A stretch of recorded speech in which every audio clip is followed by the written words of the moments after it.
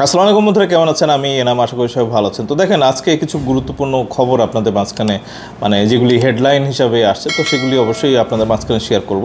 তো প্রথমেই বাংলাদেশের যে সীমান্ত যেগুলি আছে আর কি, ওদিকে মায়ানমার, এদিকে ভারত, তো আরাকান আর্মিরাও এখন দখল করে আছে আমাদের সীমান্তের একটা বড় জায়গা আর কি। তো এদের আসলে বাংলাদেশকে নিয়ে নানা রকমের ষড়যন্ত্র বা হুমকি ধামকি এগুলি আসলে ঠিক রাখার জন্য আমাদের বিজিবির যদি জনবল বৃদ্ধির দরকার হয়, অবশ্যই সেটা করব। এবং আমার দেশ এরকম একটা নিউজ করেছে যে 22শে অক্টোবর ভারতের সঙ্গে সীমান্ত সুরক্ষায় আসছে নতুন 3 ব্যাটালিয়ন।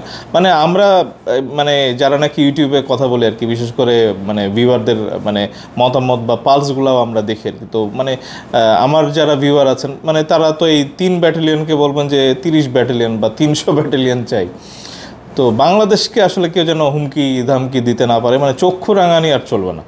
তো দেখেন, এখানে কিছু কি বলে গুরুত্বপূর্ণ খবরের মাঝে কিছু মজার খবরও আছে। এরকম জনকণ্ঠ এরকম একটা নিউজ দিয়েছে যে 12-13 বছরই মেয়েদের বিয়ের পারফেক্ট বয়স। এই ভদ্রলোক কে? শরিয়া ভিত্তিক আইডিয়াল ম্যারেজ ব্যুরোর প্রতিষ্ঠাতা মুফতি মামুনুর রশিদ কাশেমি মেয়েদের 12 থেকে 13 বছর বয়সের বিয়ের পক্ষে প্রকাশ্যে যুক্তি দেওয়ায় তীব্র সমালোচনার মুখে পড়েছেন। তিনি এই বয়সকে নারীদের বিবাহের পারফেক্ট বয়স উল্লেখ করে মন্তব্য করেছেন, যারা এই বয়সে বিয়ের বিরোধিতা করে তারা মুসলিম হতে পারে না। এটা ফতোয়াবাজি আর কি। তো 23শে অক্টোবর জনকণ্ঠ এই ভদ্রলোককে দেখাচ্ছে। তো আমার মনে হয় যে এই গুরুত্বপূর্ণ তো আসলে বিবেচিত হতে পারে না, যেখানে মাইনর এবং আমরা ভোটারের যেই বয়সের ক্যাটাগরি আছে আর কি, তো সেই সমস্ত বিবেচনায় কি বলে প্রাপ্তবয়স্কের একটা ব্যাপার আছে। তো সেই প্রাপ্তবয়স্কে যদি আপনার একটা নারী উনি বিবাহ না করেন, তাহলে আসলে উনি কিভাবে সংসার করবেন আর কি। তো সংসার পরিচালনাটা তো একটা বড় ম্যানেজমেন্ট। তো এগুলি আসলে মুখে আসে বলে দেয়, এবং আসলে এটার উদ্দেশ্যটা কি, এগুলোও খতিয়ে দেখা দরকার। খেলাধুলা নিয়ে খবর আসছে। আমরা দেখছি যে সুপার ওভার চলতেছিল, দেখেন এখনও কিন্তু খেলা চলতেছে। বাংলাদেশের থার্ড ওয়ান ডে যেই খেলাটা ভালোই খেলতেছিল প্রথমে, এবং এখন 249 3 উইকেটে। তো বাংলাদেশ আসলে ওই হঠাৎ করেই যেন মিলিয়ে যায় এরকম একটা ব্যাপার। এবং সুপার ওভারে 11 রান দরকার ছিল, 9 রানে 1 রান করলেও আবারও টাই হইতো আর কি। এবং আসলে যেইভাবে ক্যাচ ড্রপ করছে, তো দেখেন যেভাবে আসলে ওই ম্যাচটা হারতে দেখছি আর কি। তো এরপরে আসলে ওই আফগানিস্তানের কাছেও ওয়ান ডে হারছে আর কি। এবং সালাউদ্দিন ব্যাটিং কোচ আছেন আর কি, তো ওনাকে সরিয়ে দেওয়ার ব্যাপারে কথা হচ্ছে। তো জাতীয় দলের ব্যাটিং কোচ হতে পারেন আশরাফুল। তো এইগুলি আসলে ওই যে আমিনুল ইসলাম বুলবুল বা নতুন আসিফ মাহমুদ, সজীব ভুঁইয়ার যে সিলেকশনের বিসিবি নির্বাচন করার পরে যারা আছেন আর কি, তারা এখন বোর্ড চালাচ্ছেন। তো এই আশরাফুলেও তো আসলে খুব একটা যে ভালো মানের কনসিস্টেন্সির অভাব ছিল আর কি। আমরা যখন ওই সময় দেখছি আর কি, আশরাফুলের একেবারে শুরু থেকে খেলাগুলো আমরা দেখছি। তো বরাবরই উনি ভালো 1-2টা স্কোর করতেন, আবার দেখা গেলো যে 2-3টা স্কোর একেবারে 0 রানে আউট হচ্ছেন, বা একেবারে বিলো স্ট্যান্ডার্ড আর কি। তো ওনাকে জাতীয় দলের কীভাবে ব্যাটিং কোচ প্রপোজাল দিচ্ছেন, কারা দিচ্ছেন, এটাও একটু আমরা আসলে আমি অন্তত ভালোভাবে নিচ্ছি না আর কি। আমাদের ফরেন কোচ যারা আছেন, তো তাইলে তারা কি করতেছেন? আমরা জানি যে এবি ডিভিলিয়ার্স খুব ভালো মানের ব্যাটিং করতেন আর কি, এবং একেবারে 360 ডিগ্রি ঘুরে ঘুরে ছক্কা চার মারতেন। তো ওই রকম মানের একটা কিছু ব্যাটিং কোচ নিয়ে আসেন না কেন? আমাদের তো আসলে জয় লাগবে, এবং এই ম্যাচগুলো থেকে আসলে আমরা যদি ওয়ার্ল্ড কাপ কোয়ালিফাই করতে না পারি, আমার মনে হয় যে এর চাইতে লজ্জাস্কর আর কিছু নাই। তো দেখেন, এখানে নিউজ আসতেছে, এবং তৃতীয়বারের মতো ক্ষমা চাইলেন জামাত আমির। বাংলাদেশ পাকিস্তান ইস্যু নিয়ে তৃতীয়বারের মতো যে কথা বললেন জামাত আমির। সরাসরি কথা বলতে হবে, 71-এ গণহত্যার যেই ঘটনা ঘটেছে তারা স্বীকারই করতেন না আর কি। তো স্বীকার যদি না করেন, তাহলে আবার ক্ষমা চাওয়ার বিষয়ে কেন?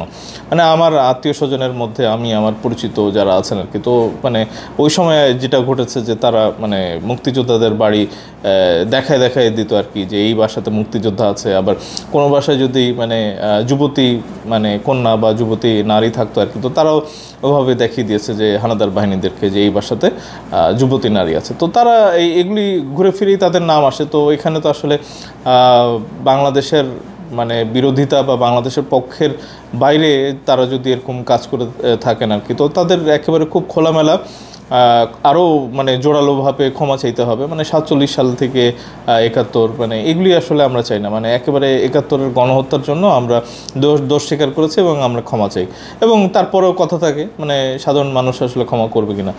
তো এরপরে আরও একটা নিউজ, বার্তাবাজার এরকম বলতেছে যে আমার জীবনে কোনো অনুশোচনা নেই সাকিব আল হাসান।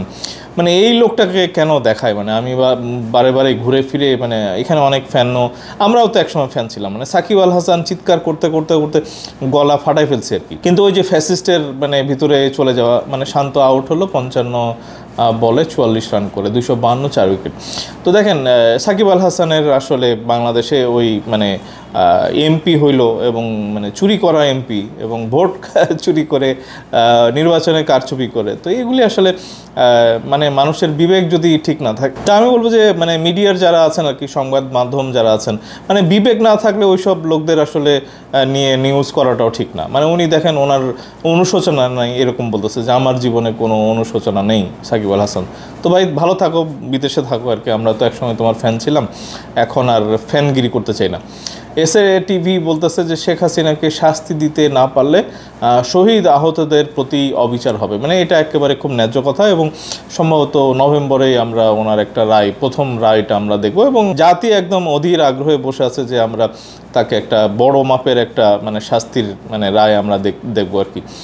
মানে এত খুন গুম এটা আসলে মানা যায় না। তো দেখেন মায়ানমারে যে অশান্তি আছে, তো সেটাও একটু মানে পজিটিভ দিকেই গড়াচ্ছে আমার মনে হয়। যে bdnews24.com এরকম বলতেছে যে বিদ্রোহীদের দখল থেকে অনেক এলাকা পুনরুদ্ধার করেছে মিয়ানমার সেনাবাহিনী। মানে এটা তো হইতেই হবে, মানে আরাকান তারা আসলে আমরা বাংলাদেশের যে মানে সিনিয়র আর্মি অফিসার গতকালকে এরকম একটা স্টেটমেন্ট দিচ্ছিলেন যে আরাকান আর্মি মানে আরাকানের ওরা কিন্তু আসলে রোহিঙ্গাদের পছন্দ করে না। তো এই আরাকান আর্মি থাকলে তো বাংলাদেশের রোহিঙ্গা যাবে কেমনে? হয় বাংলাদেশের আর্মিকে আরাকান বাহিনীর সাথে যুদ্ধ করে তাদেরকে পরাজিত করতে হবে, অথবা মায়ানমারের যে সোলজার আছে তারা মানে এই বিদ্রোহীদেরকে এখান থেকে সরায় নিয়ে যাক। এটা ছাড়া কিন্তু আর কোনো অপশন নাই।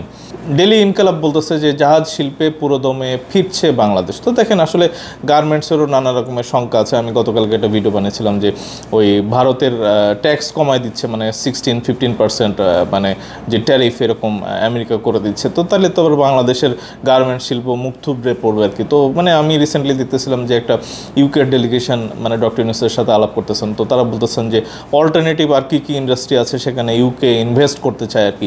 তো এখানেও বাংলাদেশকেও আসলে মানে খাত মানে তৈরি করে নিতে হবে। মানে ভারত যদি গার্মেন্টস হিসাবে মানে গত 10 বছরের মধ্যে রাইজ করতে পারে, তো এখন বাংলাদেশেরও উচিত হবে যে ভারতের আর কি কি আছে, মানে ওই মোবাইল ইন্ডাস্ট্রি আছে বা অটো পার্টস যেই ম্যানুফ্যাকচারিং ইন্ডাস্ট্রি আছে, মানে ওই সব জায়গাতে দখল করা। মানে যেখানে ভারত আমাদেরকে ডিস্টার্ব করবে, আমাদের উচিত হবে যে ভারতের ওইসব ইন্ডাস্ট্রির মধ্যে মাথা ঢুকিয়ে দেওয়া আর কি। তো দেখেন এখানে নির্বাচন সুষ্ঠু নিরপেক্ষ করতে ইসিকে 36 প্রস্তাব বিএনপির। মানে অনেকে এখানে বলাবলি করতেছেন যে মানে বিএনপিরা বলে আসছে যে জামাত সংশ্লিষ্ট কেউ যেন ওখানে না থাকে। তো এখানে আমরা জানি যে নাহিদ ইসলাম বাবুরা তারাও বলে আসছে যে আসিফ মাহমুদ, মাহফুজ আলম তারা থাকবে, এবং বিএনপির অনেকে আছে বা জামাতরা আছে প্রশাসনে, তো তারা থাকলে এই দুজন কেন থাকতে পারবে না? তো এই দুজনের নামে তো আসলে বড় অভিযোগ, বিশেষ করে আসিফ মাহমুদ।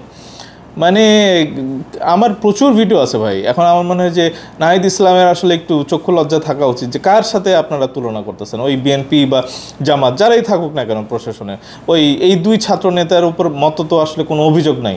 মানে তারা দলেও আছে আবার দলেও নাই, এরকম একটা ব্যাপার এনসিপির মধ্যে। এবং শোনা যাচ্ছে যে হয়তো মাহফুজ আলম থেকে যাবে মানে ইলেকশনের ওই ইঞ্জিনিয়ারিং পর্যন্ত আর কি, শেষ পর্যন্ত হয়তো মাহফুজ আলম থেকে যাবে, এবং আমরা শুনতেছি যে মাহফুজ আলমের ভাই আবার ইলেকশন করবে। মানে ঘুরে ফিরে একই একটা ব্যাপার।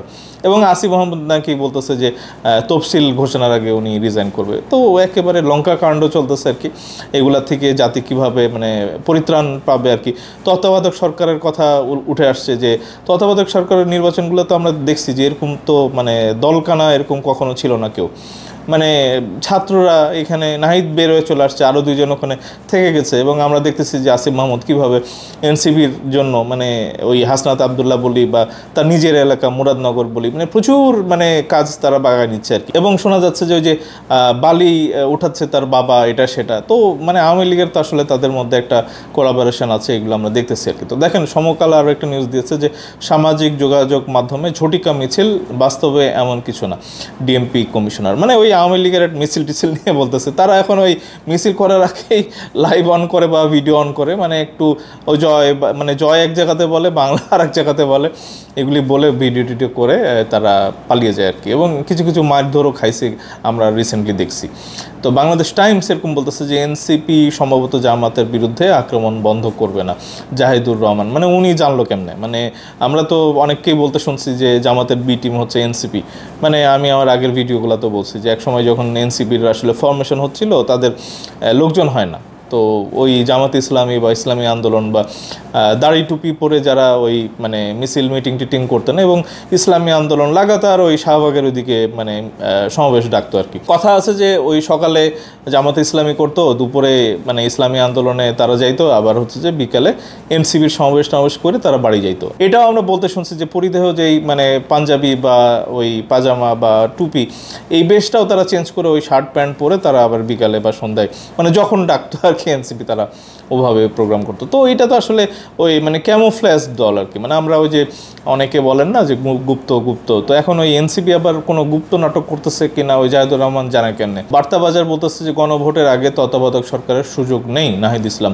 মানে এই ছেলেটা আসলে আরও বিপদে পড়বে, মানে তাদের নারী নেত্রী বা ওই নাসিরুদ্দিন পাটোয়ারি, তো তারা ওই জামাত ইসলামীকেও নানা রকমের টিস করে যে আওয়ামী লীগ এবং জামাত ইসলামী একই জিনিস। তো মানে এটা তো আসলে ওই সিট টিটের মানে সংখ্যা বাড়ানোর জন্য আর কি, আপোষের একটা চাপ সৃষ্টি করা।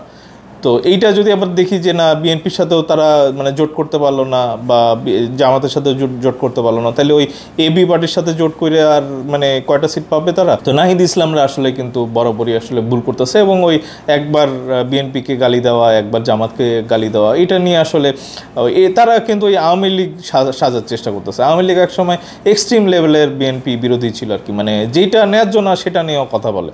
তো ত্যক্ত বিরক্ত হয়ে কিন্তু মানুষ মানে আওয়ামী লীগকে ভোট দিত। এখন তারা এমন সিচুয়েশন করতেছে যে জনগণ যেন ত্যক্ত বিরক্ত হয়ে নাহিদ ইসলামদের ভোট দেয়। তো দেখেন এখানে নাগরিক টিভি বলতেছে যে টঙ্গী থেকে নিখোঁজ ইমাম শিকলবন্দি অবস্থায় পঞ্চগড়ে উদ্ধার। মানে এখানে ইসকনের হাত, এগুলি আবার অনেকে বলতেছেন ফেসবুকে অলরেডি চলে আসতেছে যে ইসকনকে মানে নিষিদ্ধ করো, এটা সেটা। তো এখন তদন্ত সাপেক্ষে আর কি, মানে আগেই আমরা না বলি, কিন্তু বেশ কয়েক জায়গা থেকে আমরা দেখলাম যে এইটার সাথে সাথে ওই ইসকন নিষিদ্ধের একটা কথাবার্তা চলে আসতেছে। তো এখানে বার্তাবাজারে আরও একটা নিউজ যে ভোটের মাধ্যমে সাইদি পরিবারের প্রতি ভালোবাসা চান মাসুদ সাইদি। তা আমি বারবার বলছি যে ভাই পারিবারিক কারণে কিন্তু দেলোয়ার হোসেন সাইদির মানে হুজুরের অন্ধভক্ত আমি। মানে আমার দাদা এক সময় ওনার মানে মৃত্যুর আগে এই দেলোয়ার হোসেন সাইদির মানে মার্কেটে যত ওয়াজের ক্যাসেট ছিল সব ওয়াজগুলি উনি শুনতেন, মানে বিছানা থেকে উঠতে পারতেন না এবং অঝরে কাঁদতেন আর কি। শুধু এই কারণে ওই জামাতের ওই রকম সাপোর্টার না, বা বিএনপিরও আমি রাজনীতি করি না আর কি, কিন্তু দেলোয়ার হোসেন সাইদি মানে হুজুর উনি যদি বেঁচে থাকতেন মানে ওনাকে আমি একেবারে স্যালুট জানাই আর কি। তো ওনার ছেলে বলতেছেন যে ভোটের মাধ্যমে সাইদি পরিবারের প্রতি ভালোবাসা চান মাসুদ সাইদি। আসামি ছিনিয়ে নেওয়ার চেষ্টা, চট্টগ্রাম সাবেক শিবির নেতা গ্রেপ্তার। এখানে বিডি নিউজ 24.com বলতেছে। তো দেখেন এগুলি কিন্তু সব মানে গতকালকে আজকের এই নিউজ। সালাউদ্দিন সাহেব বলতেছেন যে যমুনা টেলিভিশনে একটি দল জুলাই সনদে স্বাক্ষরের সুযোগ খুঁজছে। এটা আবার কি? এটা হচ্ছে যে এনসিপির নামই হয়তো নিচ্ছেন আর কি। ওনারাও মস্করা করেন, মানে বাচ্চাদের ছেড়ে দিলেই হয়, মানে যারা যা মন চায় এনসিপির ছেলেপেলেরা করতেছে বলতেছে, করুক না কেন, ওদেরকে কাউন্টার কোনো কমেন্টই করতে যান না। বার্তাবাজারে আরও একটা নিউজ করেছে যে ভোটের দায়িত্বে ইসলামী ব্যাংকের কাউকে না দেওয়ার প্রস্তাব বিএনপির। তো দেখেন বিএনপির এই প্রস্তাবের ব্যাপারে অনেকেই কথা বলতেছেন, মানে ব্যাপারটা এরকম যে জামাত সংশ্লিষ্ট মানে ওই ইসলামী ব্যাংক শুধু না, মানে কাউকেই আসলে ইলেকশন বা নির্বাচন বা ভোটের সাথে সংশ্লিষ্ট না করার একটা প্রস্তাব তারা দিয়েছে। বিএসএস নিউজ এরকম একটা নিউজ করেছে যে ইউরোফাইটার জেট কিনতে দোহা যাচ্ছেন এরদোয়ান। মানে ঢাকা 22 অক্টোবর 2025 বাসস তুরস্কের প্রেসিডেন্ট রিসেপ তাইয়েব এরদোয়ান মঙ্গলবার রাতে দোহায় যাচ্ছেন। আঙ্কারা কাতারের ব্যবহৃত কিছু ইউরোফাইটার টাইফুন জেট কিনতে চাইছে। তুরস্কের একটি নিরাপত্তা সূত্র এএফপিকে কথা জানিয়েছে। তো এটা অবশ্য ভালো আছে যে বাংলাদেশেও যদি ওই ইউরোফাইটার টাইফুন কিনে 10টা কেনার কথা আছে আর কি। তাইলে আমরা দেখছি যে ওই একসময় সিরিয়ার সাথে তাদের একটা তুরস্কের একটা গ্যাঞ্জাম শুরু হয়ে গেছিলো, মানে পাকিস্তানের কাছে ওই F-16 মানে দুই দেশেই F-16 চালানোর মানে পাইলট আছে। তো তাদের পাইলট শর্ট হয়ে গেছিলো, পাকিস্তান একসময় এরকম তাদেরকে পাইলট সরবরাহ করেছে। তো দেখেন ইউরোফাইটার যদি দুই দেশেই ইউরোফাইটার থাকে তাহলে বাংলাদেশও কিন্তু মানে দেখা গেলো যে তাদেরও মানে ফাইটার বাংলাদেশে আসতে পারে পাইলট, আবার হচ্ছে যে বাংলাদেশও কিন্তু তাদের প্রয়োজনে যাইতে পারে। আমরা দেখতেছি যে মানে দুই দেশের মধ্যে নানা রকমের চুক্তি, সামরিক চুক্তি, বাংলাদেশে সামরিক ইন্ডাস্ট্রি করার ব্যাপারে যে ড্রোন শিল্প বা অন্যান্য মিসাইল মানে তৈরি, এইসব নানা বিষয় তাদের মধ্যে কথাবার্তা চলতেছে। এগুলি নিয়েও আসলে যদি মানে কোনো খবর ম্যাচিওর্ড হয় অবশ্যই আপনাদেরকে জানাবো। তো মানব জমিন আবার বলতেছে যে যুক্তরাষ্ট্রের জামাতের আমির উনি বলতেছেন যে ফেব্রুয়ারিতে নির্বাচন না হলে সন্দেহ সংকট দেখা দেবে। তো ওনারা আবার মানে পিআর আর কি জানি গণভোট এইসব নিয়েও কথা বলে, আবার হচ্ছে যে ফেব্রুয়ারির ব্যাপারেও কথা বলে আর কি। তো আমার মনে হয় যে গণভোট কেন আমি চাই না, কারণ হচ্ছে যে বাংলাদেশের গণভোট কিন্তু বরাবরই ওই কারচুপি হয়েছে আর কি। তো এখানে ম্যাসিভ মানে যেহেতু খুব শর্ট টাইমের একটা গণভোট হবে এরকম কথাবার্তা বলতেছেন আর কি জামাতের লোকজন, তো তারা নভেম্বরে ইলেকশন চায় মানে গণভোট চায় আর কি, এবং ফেব্রুয়ারিটা ঠিক মতো থাকবে। তো তাদের অনেক যুক্তি আছে, তো এগুলি যুক্তির জায়গাতে যুক্তি থাকবে, কিন্তু ব্যাপারটা এরকম যে বাংলাদেশের ইতিহাসে কিন্তু গণভোট মানে হচ্ছে একটা কারচুপির ইলেকশন, মানে আমি যাই নাই আমার ভোট আরেকজন দিয়ে গেছে এরকম। তো এরকম যদি ঘটে বাংলাদেশের ইতিহাসে তো তাইলে তো ওই ফেব্রুয়ারি ইলেকশন করতে তো মানে কেউ সাহস করবে না আর কি। এবং যেহেতু ফেব্রুয়ারি ইলেকশনটা খুব শক্তপোক্ত একটা ইলেকশন হবে, সারা পৃথিবীর থেকে লোকজন আসবে এই সেই, তো গণভোটের আবার একটা ফ্লেভার দিয়ে ওখানে একটা জরিপের মতো তৈরি করে এটা জামাতের আবার লোকজন কী চাচ্ছে এটা বুঝি না। মানে গণভোট যেটা হবে সেটা হচ্ছে যে সংসদ নির্বাচনের দিনই হবে, ওই সময় নানা রকমের একটা আমরা প্রস্তুতি দেখব সারা বাংলাদেশে। একসাথে তো আসলে অনেক কিছুই মানে নির্বাচন হইতে পারে। গণভোট যদি এক বিষয় না হয়ে আরও 10টা বিষয়ে মানে সুযোগ থাকে, মানে একটা পাতাই তৈরি করে দিক 20টা আইটেমের উপরে মানুষ গণভোট দিয়ে যেদিন ইলেকশন হবে সংসদ নির্বাচন সেদিন দিয়ে মানুষ চলে আসবে। মানে এইটা একটা আগ্রহের জায়গা। এখন তো আসলে গণভোট কিসের জন্য হচ্ছে এটাই মানুষ জানে না। তো বন্ধুরা আজকের ভিডিওটা বিশেষ খবর নিয়ে সাজানোর চেষ্টা করলাম। যারা আমার ভিডিওটা একেবারেই নতুন দেখতেছেন, চ্যানেলে নতুন, অবশ্যই চ্যানেলটা সাবস্ক্রাইব করতে ভুলবেন না, ভিডিওটা শেয়ার করে দেবেন, লাইক করবেন, কমেন্ট করবেন, এবং আমার মনে হয় যে আমার চ্যানেল ভিজিট করবেন, নানা বিষয় নিয়ে আমি কথা বলি, সেই ভিডিওগুলোও আছে চ্যানেলে, সেখান থেকে আপনারা মানে পছন্দ মতো আপনাদের ভিডিও দেখতে পারেন। আমার মনে হয় যে আজকের মতো এইটুকুই, খুব তাড়াতাড়ি ফিরবো, এবং সবার জন্য অবশ্যই মঙ্গল কামনা করতেছি। সবাই ভালো থাকেন, সুস্থ থাকেন, নিরাপদে থাকেন, এবং খুব তাড়াতাড়ি ফিরতেছি। ধন্যবাদ সবাইকে। আসসালামু আলাইকুম।